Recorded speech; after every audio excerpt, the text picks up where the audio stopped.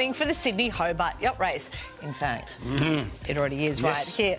But all that's building right now are big waves as well. There's lots of stormy weather. There's a bundle of nerves along with it. Yeah, the 76th running of the Great Race is shaping up to be a rough one for the crews of the 90 boats now taking part. Wild weather is whipping up seas along the New South Wales coast with expectations that some of the fleet may need to pull out as early as tonight.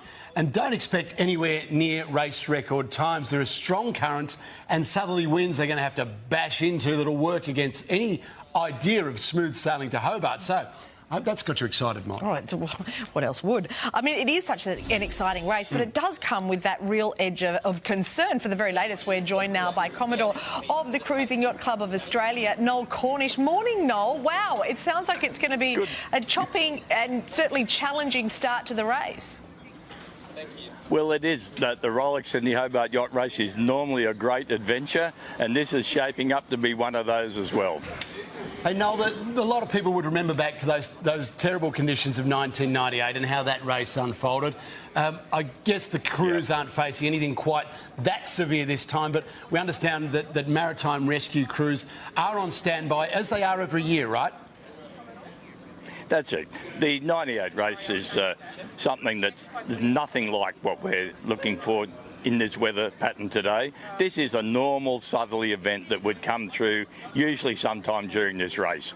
It'll be a bit uncomfortable for people, and people will have to nurse their boats a little bit, but it's a very usual event for this type of race, and few people might see their Christmas puddings for the second time, but I think that's probably the worst we'll see. Yeah, you have to really think about what you're going to eat on Christmas Day. Good morning to all the first timers in the Sydney Hobart. Hey, Noel, have you implemented any additional safety measures, given that we know it is particularly choppy?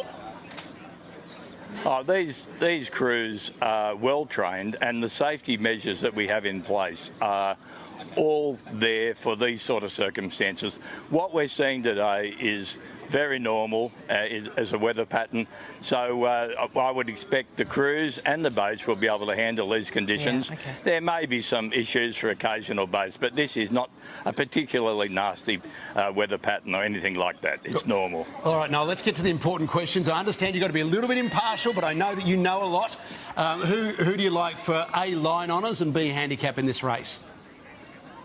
Well, you know, in this club, you'd never be forgiven for putting the mockers on people, and me naming them in this interview would not be a great thing. But we have the winner of the 2019 race racing today. We have previous winners from previous years racing. This is for the Tattersall Cup, for the handicap win, and we've got previous winner of the Lion Honours, the Illingworth Challenge Cup. So it's a very competitive fleet. There's quite a number of boats could win. Once we get through this southerly, then it's a very light and tricky weather pattern. There's a lot of transitions to get through. It's a navigator's challenge. So really the race could, even the line honours as well as the handicaps, could go to anyone during this race. It'll be how well navigators can get through the transitions. Yeah, and that's what we love about it, Noel, too. Hey, all the very best. Good luck to you and the CYC for the organisation of this race. I know you put so much into it to get the race back up from last year, so we hope you have a great one. Everyone stays safe, and you'll see it today on